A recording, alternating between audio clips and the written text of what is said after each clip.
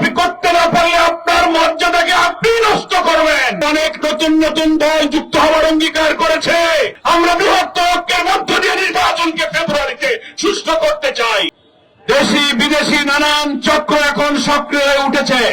কোন রকম বিলম্ব এবং ষড়যন্ত্রের সুযোগ না দিয়ে অবিলম্বে জুলাই সনদ বাস্তবায়নের আদেশ আপনি এক্ষুনি জারি করুন এবং জাতীয় নির্বাচনের আগে নভেম্বরে আপনি গণভোটের মধ্য দিয়ে এই জুলাই সনদের আইনি ভিত্তি দেওয়ার কাজটা আপনি সূচনা করতে পারেন।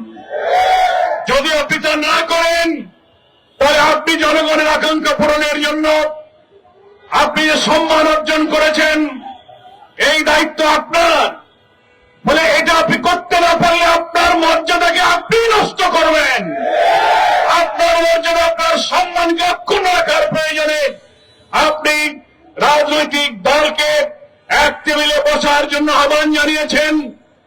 আমরা জামাত ইসলামীর পক্ষ থেকে আগেই ঘোষণা করেছি আমরা প্রস্তুত রাজনৈতিক সংকট নিরসনে আমরা এক টেবিলে বসবো, কিন্তু সেখানে সরকারকে মধ্যস্থতার দায়িত্ব পালন করতে হবে।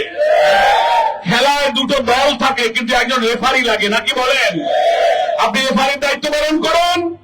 আমরা সহনশীলতা আমাদের মধ্যে নেগোসিয়েশনের দৃষ্টিভঙ্গি রেখে জাতীয় স্বার্থে আমরা অতীতেও ছাড় দিয়েছি। প্রয়োজনে সকলে ঐক্যমত্য হলে আমরা বৃহত্তর ঐক্যের মধ্য দিয়ে নির্বাচনকে ফেব্রুয়ারিতে সুষ্ঠু করতে চাই। কিন্তু এর সঙ্গে আরো অনেক নতুন নতুন দল যুক্ত হওয়ার অঙ্গীকার করেছে।